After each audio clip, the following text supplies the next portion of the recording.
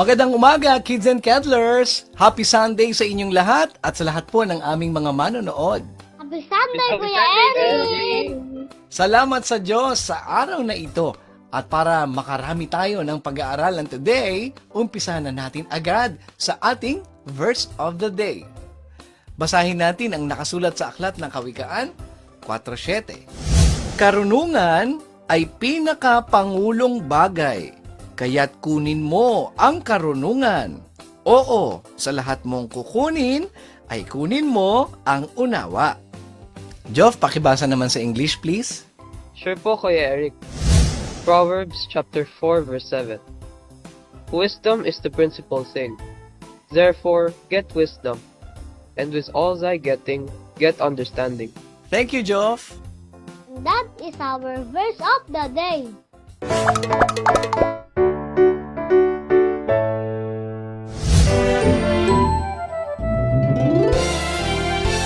Hi kids! Candy Show na! Sama-sama tayong umawit at sumayaw.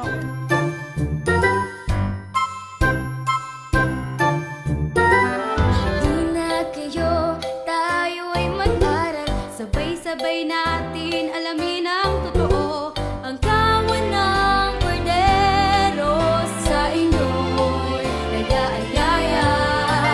Kapalan nga naman ang bumabasa. Katwiran ng Ama ay mauunawa. Kaya't buksan ang Biblia. Tayo na magsalo-salo. The KNC Show will teach us while we grow. Sa tulong ng ating Diyos Ama, isipan ay magliliwanag na. Ang turo ng ating Ama ang siyang dapat lakaran.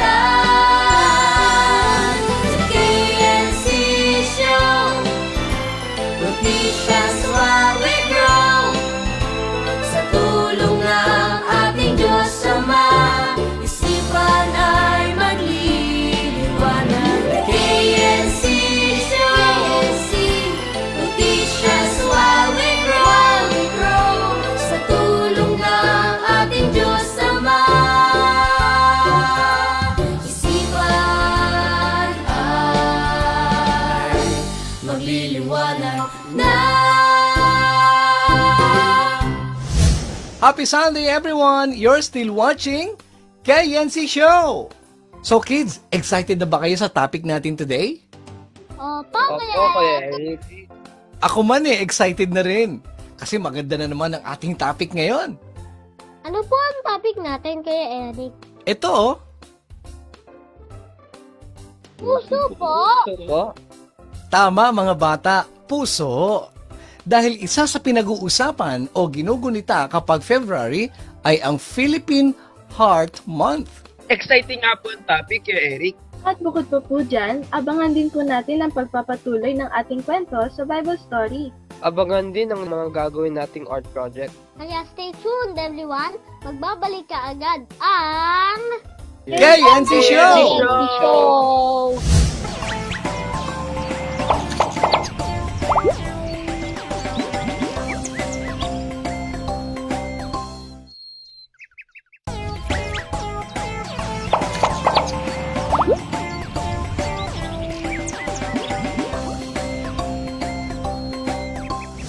First Corinthians chapter 14, verse 14. Let all things be done decently and in order.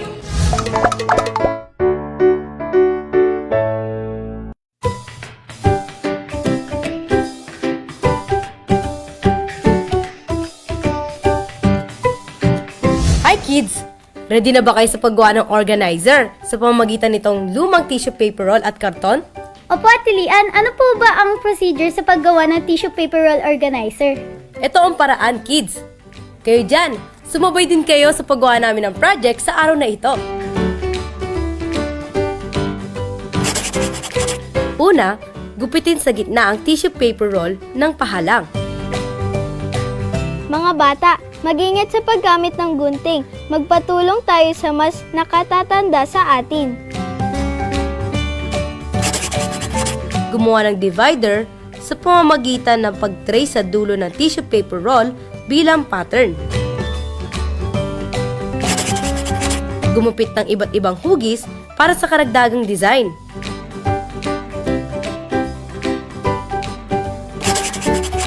Balutan ng color paper ang tissue paper roll at ibang detalye na napiling disenyo gamit ang glue. Kapag kumpleto na ang mga parte ng napiling design, pagdikitin na ito gamit ang glue gun. Kids, mag-ingat sa paggamit ng glue gun, baka mapaso tayo. Kaya magpatulong sa mas nakatatanda sa atin.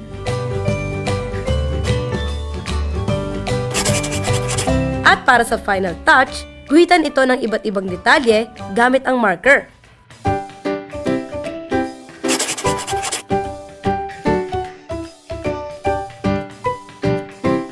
Ano kids? Madali lang ba ang paggawa? Opo, Ate Lian, at mas napadali po ang paggawa namin dahil tinulungan niyo po kami. Salamat po sa Diyos at natutunan po namin mag-recycle at gumawa ng project tulad nito. Salamat sa Diyos, Mariel at May, at natutuhan nyo ang kahalagahan ng pag-recycle. Kayo dyan, kids, laging tandaan, maraming paraan ang pwede natin magawa para tayo makapag-recycle. At isa dyan ay ang pagiging creative. Muli tayo magkita-kita kung loloobin ng Diyos at sanayin natin ang ating creativity dito lang sa KidsCraft! Ano gagawin pagkatapos gumawa ng project? Maglilinis po! Tara, sinisin na natin.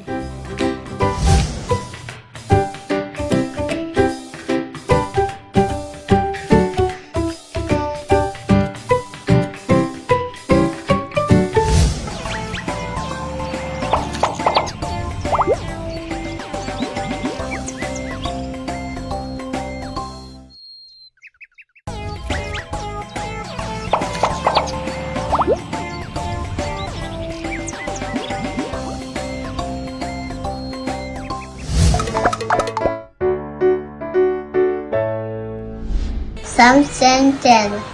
My defense is of God, which saveth the upright in heart.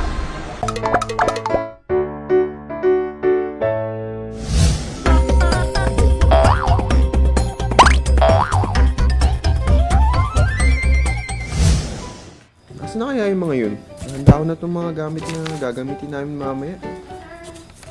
Hi, Kuya Moonlight! Hi Kenshi, Sayam, buti nandito na kayo. Kanina ka pa ba, Kuya Moonlight? Eksakto po ba ang dating namin? Oo Kenshi, dahil katatapos ko lang din maihanda yung mga kailangan natin sa gagawin nating art project ngayong araw. Ano po ang gagawin natin? Ang gagawin natin ngayong araw, Sayam, magdodrawing tayo gamit ang colored chalk. At gagawin natin ito sa kakaibang paraan. Kakaibang paraan? Mukha exciting po yan, Kuya Moonlight. Start na po tayo. Isali po natin sila. O sige Kenshi, pero bago tayo mag-start, narito pa ang mga materials na kailangan natin. Colored chalk, illustration board, gunting, at cardboard paper na ginawa ko ng pattern para sa project na gagamitin natin. Ngayong nakahanda na ang mga kailangan natin, magsimula na tayo at narito ang mga paraan sa paggawa. At kayo dyan kids, kung nakahanda na ang mga gamit nyo, sabayan nyo kami sa paggawa ng kakaibang paraan ng pagdodrawing at ang tawag dito ay colored chalk drawing. Tara, simulan natin! Sa paggawa nito, kailangan natin ng pattern mula sa cardboard o anumang matigas na papel. Pumili tayo ng object o shape na gagamitin natin.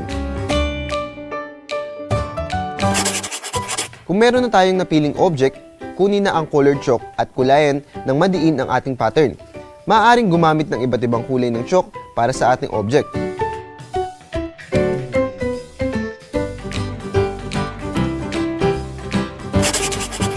Ngayon naman, ipatong ang ating pattern sa illustration board at saka unti-unting ikalat ang kulay mula sa pattern papunta sa board gamit ang ating mga daliri. Maaari pang maglagay ng iba't ibang design gamit pa rin ang colored chalk.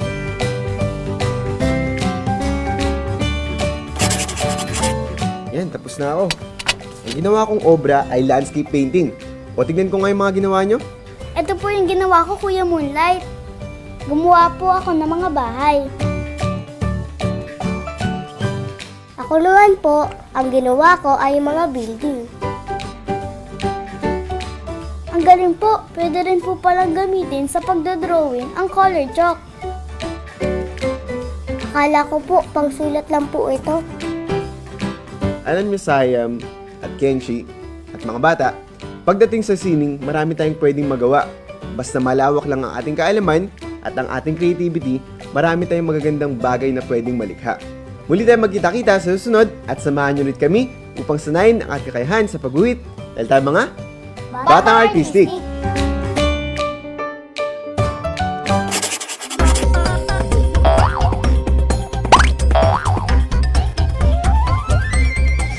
Magandang araw po, Doc Christopher. Hi, kumusta kayo dyan? Everybody healthy? Ano po ang layunin ng Philippine Heart Month celebration? Well, ang Philippine Heart Month, nag-start po ito nung time pa ni President Ferdinand Marcos. He proclaimed this as a Heart Month. Ito po yung time in a month para ma-remind ang lahat na napaka-importante ng heart sa buhay natin.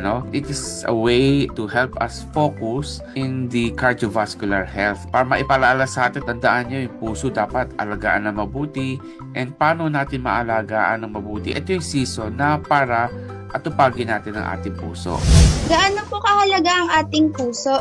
Well, kung sakaling wala tayong puso, hindi tayo mabubuhay. Kasi actually, yan po isa sa mga last organ ng katawan na gumagana. Pag wala po puso, ang katawan po natin hindi magfa-function. Ang blood na pinapump ng ating puso ang nagsusupply ng nutrition, energy sa lahat ng organ sa katawan. Ano po ang dahilan ng pagkakaroon ng sakit sa puso? Isa-isahin natin siguro, no po? Kasi ang mga sakit sa puso na nakikita natin madalas dito sa Pilipinas ay ang coronary artery disease.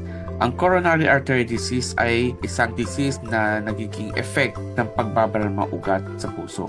At may mga dahilan din bakit nagbabara ang mga ugat sa puso. Kasi ito po ang mga risk factors na i-mention ko ay ang diabetes, hypertension o high blood pressure, hypercholesterolemia, smoking, at saka yung mga immobility na hindi kumikilos. Ang pangalawa, mga kasong nakikita namin dito sa Philippines ay ang rheumatic heart disease. Cause dito ay ang rheumatic fever.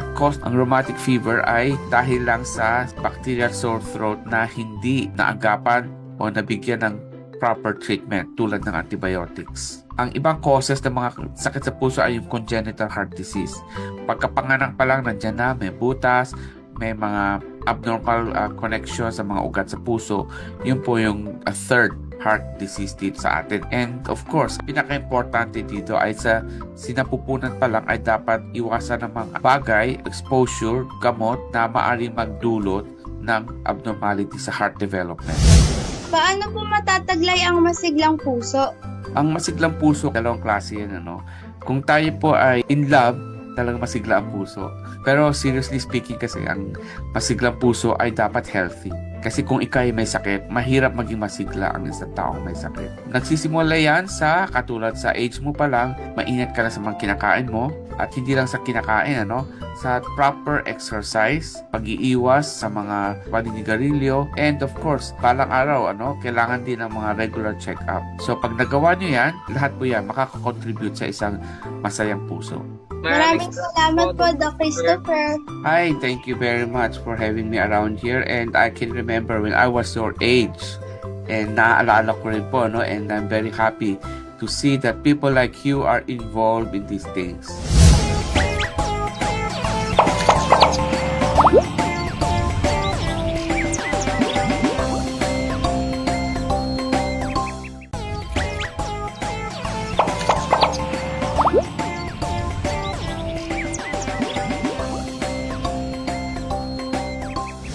Thank you so much for joining us on KNG Show, Dr. Christopher Cheng ng Philippine Heart Center. Yun po pala ang layunin kaya may Philippine Heart Month. Nalaman natin kung paano ingatan at pahalagahan ng ating mga puso. Kaya sundin natin ang mga payo ni Doc dahil ang ating puso ay isa sa pinakamahalagang parte ng ating katawan. Habang bata pa tayo, panatilihin na malusog at masayang puso. We have to maintain a good heart po. That's right, Ellie. Hindi lang sa pag-uusap na literal ang maging pag-iingat sa ating puso, kundi maging ang pagkakaroon din ng taglay na kabutihan sa ating kapwa. At yun ay ang pag-ibig. Very good, kids. And this time, ituloy naman natin ang ating Bible story. Ano, kids, ang inaabangan ninyo sa kwento ng Israel ngayon? Kung sino po ang maghahari sa kanila. Hindi man po nila sinunod ang mga sinabi ni Samuel sa pagkakaroon ng isang hari, pero granted pa rin po ang kahilingan nilang magkaroon ng hari. Ano po siya, Kuya Eric? Oo nga po. Sino po kaya yung magiging hari nila? Pare-pareho lang tayo ng tanong, kids. Kaya, maiging buksan na natin ang ating Biblia at sama-samang basahin ang nakasulat sa aklat ng unang Samuel 9:1 hanggang 11. May isang lalaki nga sa Benjamin na ang pangalay Sis, na anak ni Abiel, na anak ni Seor, na anak ni Bekora, na anak ni Afia, na anak ng isang Benhamita, na isang makapangyarihang lalaki na may tapang. At siya'y may isang anak na lalaki na ang pangalay Saul, isang bata at makisig. At sa mga anak ni Israel ay walang lalong makisig na lalaki kaysa kaniya. Mula sa kanyang mga balikat at hanggang sa paitaas ay lalong mataas siya kaysa sino man sa bayan. At ang mga asno ni Sis na ama ni Saul ay nawala. At sinabi ni Sis kay Saul na kanyang anak, "Ipagsama mo ngayon ang isa sa mga bataan, at ikaw ay tumindig, at hanapin mo ang mga asno." At siya'y nagdaan sa lupaing maburol ng Efraim, at nagdaan sa lupain ng Salisa, ngunit hindi nila nangasumpungan. Nang magkagayoy, nagdaan sila sa lupain ng Saalim, at wala roon, at sila'y nagdaan sa lupain ng mga Benhamita, ngunit hindi nila nangasumpungan doon. Nang sila'y dumating sa lupain ng Sub, ay sinabi ni Saul sa kanyang bataan na kasama niya, "Halina, at bumalik tayo. Baka walaing bahala ng aking ama ang mga asno, at ang alalahanin ay tayo. Narito, may isang ang lalaki ng Diyos sa bayang ito, at siya isang lalaking may dangal. Lahat ng kanyang sinasabi ay tunay na nangyayari. Ngayon pumaroon tayo. Marahil ay masasaysay niya sa atin ang tungkol sa ating paglalakbay kung saan tayo paroroon. Ngunit narito, kung tayo'y pumaroon, ano ang ating dadalhin sa lalaki? Sapagkat nauubos na ang tinapay sa ating mga buslo, at wala na tayong madadalang kaloob sa lalaki ng Diyos. Anong mayroon tayo? Narito, mayroon ako sa aking kamay na ikaapat na bahagi ng isang siklong pilak. Iyan ang aking ibibigay sa lalaki ng Diyos upang saysayin sa atin ang ating paglalakbay." Nang una sa Israel, pagka ang isang lalaki ay mag-uusisa sa Diyos, ay ganito ang sinasabi, "Halika, at tayo'y pumaroon sa tagakita," sapagkat yaon ngang tinatawag na propeta ngayon ay tinatawag ng una na tagakita. Nang magkagayoy, sinabi ni Saul sa kanyang bataan, "Mabuti ang sinabi mo. Halika, tayo'y pumaroon." Sa gayoy, naparoon sila sa bayang kinaroroonan ng lalaki ng Diyos. Samantalang inaahon nila ang ahonan sa bayan, ay nakasalubong sila ng mga dalagang lumalabas upang umigib ng tubig. At sinabi nila sa kanila, "Narito ba ang tagakita?" Si Saul po ang qualified para maging hari sa Israel. Angat siya sa ibang kalalakihan sa panahon na yon. Paano po kaya niya paghaharian ng Israel? Oo nga po. At saka makita po kaya nila ang nawawalang asno? Masasagot ang mga tanong nyo, kids, sa susunod kung loloobin ng Diyos. Abangan ko po Kuya Eric ang kasunod na kwento ni Saul. Ako man po, aabangan ko. Kaya wag absent, ha? Salamat sa Diyos sa mga karunungang natutunan natin today. Remember, parents and children, para maingatan ang ating puso, sundin natin ang mga payo ni Doc. At higit sa lahat, Kuya Eric, ang pagkakaroon ng malinis na puso. Tama, Cyrus. Eto kids, basahin natin ang nakasulat sa aklat ng unang Timoteo 1:5. Ngunit, ang kinauuwian ng bilin ay ang pag-ibig na nagbubuhat sa malinis na puso at sa mabuting budhi at sa pananampalatayang hindi paimbabaw. Kids, alagaan ang puso, ha? At huwag kalimutan ang payo ni Doc. At ang bilin ng Biblia. Till next time, kids!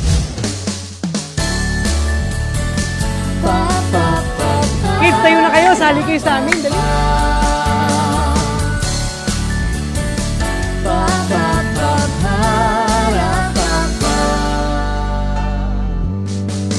Kaligtasan mo'y mahalaga, kaya mag-ingat at maging handa. Maiwasan ang mga sakuna, laging dalangin sa Ama.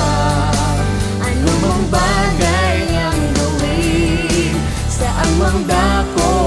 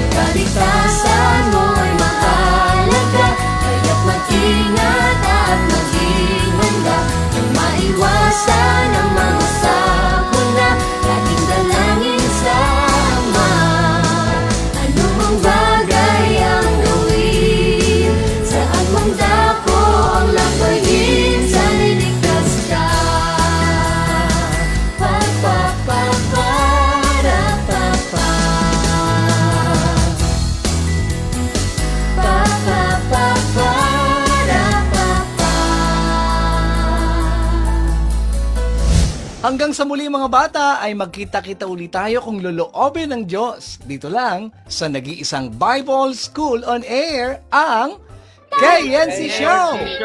Bye-bye!